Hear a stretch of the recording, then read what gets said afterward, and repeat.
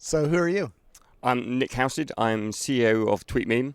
TweetMeme is a link aggregator. We take every bit of data coming from Twitter and we build a website where you can read the latest news up to the minute. So to give an example, when the plane went in the Hudson, we spotted it 15 minutes before any other major news agency, just because our system is based upon what users do rather than anything else. It's not to do with authority of the website, it's to do with the users that share. So Robert Scoble probably has a very high ranking on TweetMeme for sharing technology stories. So if you post a story, we trust you and we will rank anything you post higher. And so based upon that authority of the users, we spot stuff pretty quickly. Very cool. We're out here outside for once, which is interesting, but we're here at the Twitter Chirp Hack Day. Yep. And you've been studying the new features. What's got you the most excited about the new Twitter features? Really only one thing is annotations. Annotations are, to me, the first thing in the last 2 years that is really truly disruptive. And what are annotations? So it's really, at the moment, people won't see it because it's something for developers. It's the ability to attach metadata to each tweet, and that data can take any form. So I have a tweet that says, I'm here at Twitter Hack Day. Underneath, you can put stuff, then metadata about that tweet. What kinds of things would you be using that as a developer? So it could be anything. So the easy ones are things like tags. So instead of, at the moment, people put hashtags on tweets. That takes up a lot of room in the tweet. So you could easily have a comma-separated list of the tags, just like you would with a WordPress or anything else. And that data then can really be used much, much better for other clients to be able to then look at what that data is about. So you can say, this is a technology tweet. It's what the subjects it's on, all kinds of things that are outside of the usual data that's inside the tweet. Even, and links, anything along those lines. The data purely it's string based, so it can be anything that you can put in alphanumeric terms, you can put it in there. So could I do a tag like weather? Because I'm here at the Twitter Chirp Hack Day, but I don't want to say and the weather's sunny, but I might want to put that in the tag or something underneath, so you could search for only my tweets that were written on sunny days, right? Yeah, the key thing is that what Twitter's doing is going to leave this open to the developers. That now they're calling them namespaces, so you can, weather would be a great example, because you can come up, all the developers can come up with a standard of what the weather namespace is. So what is the data that's attached to weather, and then all the clients, Seismic, TweetDeck, the others can then, when they see that data in the annotation, they can then display that. So you could store just like the degrees in Fahrenheit as a number, but when it actually is then put in the client, they can then actually make it display it nicely. So they can put a picture of a sun, because they look at the temperature that's actually stored against the weather and then render it how it needs to be rendered. How much data can I put in here? Did they put in limits? Because Twitter's always all about limits, right? Well, yeah, we at TweetMeme take all the tweets each day, and the data just from tweets each day we store is around 13 gigabytes of data. So if you imagine adding annotations, you've got to be pretty limited about what you attach. Now, I've spoken to a couple of developers involved building this, and they've said they'll probably start at around 512 bytes. Now, that doesn't sound like a lot, but that data can then point at other data. So all you really, just like the example with the weather, you only really need to store the exact facts. So you can just store the centigrade Fahrenheit value, but then when you then display it, you can then augment it. So you only need to store raw data, a bit like geo, all you're storing is 2 bits of data, but when you actually expose that, you display it on a map. So 512 is still actually, a lot. 512. How many words is that, or characters?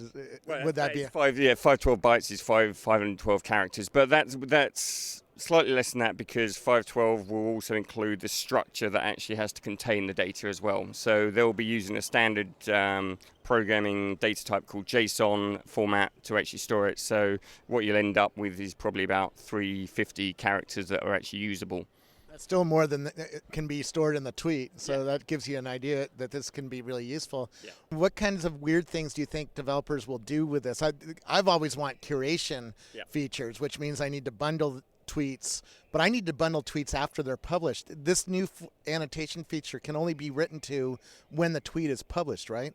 That's right. Yeah, you won't. It's only the user, the person who posts the tweet, and you can't then edit it afterwards. So although it says annotation, that's you annotating your own tweet rather than me coming and annotating your tweet. Now, why that doesn't matter is actually what I would be calling webhooks. Now, what you can do with this annotation, and I'm sure all the Twitter clients are going to be doing something along these lines, is if you're stock twits, you can basically put a link in there that says a namespace that's your own that's attached to just you as a developer. So it's just attached directly to your app.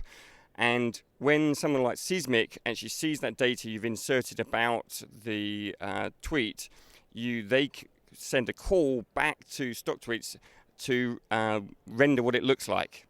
Now, why that's important is because you can then have someone like Discuss. So if you want to be able to annotate the tweet, you could basically say Discuss could have their own namespace that says, this is the ID of my comment thread for this tweet. And then Seismic displays the tweet, calls back to Seismic servers, and Seismic then renders the actual discussion thread. So you've almost immediately got friend feed, because you could basically have the tweet with the discussion underneath it. But that would open it up to everyone. So Discuss could do it, Echo can do it. So, it's down to, this is why it's disruptive, because the developers can now really, really augment the tweet beyond what it ever was, and that's going to open up for so many different kinds of applications. And what's interesting is Twitter have stated they're going to wait and see what this data turns out to be. So they're going to basically, a bit like they did with building Twitter in the first place. This is why I'm excited about it, because it's just like the beginnings of Twitter, that they waited to see what everyone else would do. So they're going to build it, and Twitter.com will not display any of this data initially. So they're going to sit back, wait to see what are the namespaces that everyone kind of coalesces around, tagging, weather, whatever else. And then they'll pick the ones that they want to then start displaying themselves. Now, here's a problem that I see. I want to do a curation client, right? Scoble's curation client. But how do I convince Seismic and TweetDeck and all these weird clients, Tweety, and now Twitter has clients? I mean, everybody has a different client. How do I convince all of those guys to shove into the tweet, when they write the tweet, some new piece of information that I can use to call into from my curation system? Well, I actually think it's the other way around, in that it's now really up to some of the bigger players already out there, like Seismic, like TweetDeck, to adopt some open standards to allow this, as I say, the webhooks to actually happen. And then it's really, you're gonna end up with an ecosystem of developers for annotation. So you're going to move beyond just applications to annotation applications that are apps associated with the data that's being stored in them.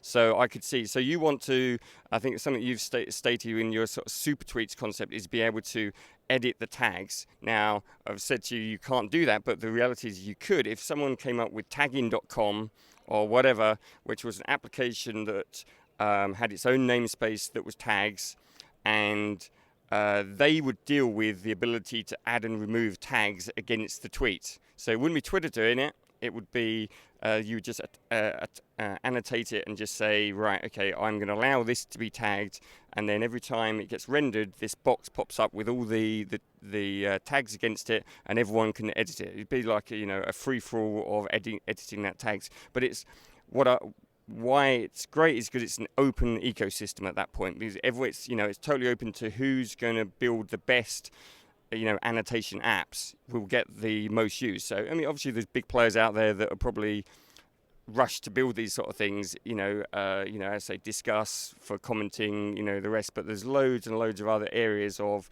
mapping, weather, that, are going to really, really benefit from this.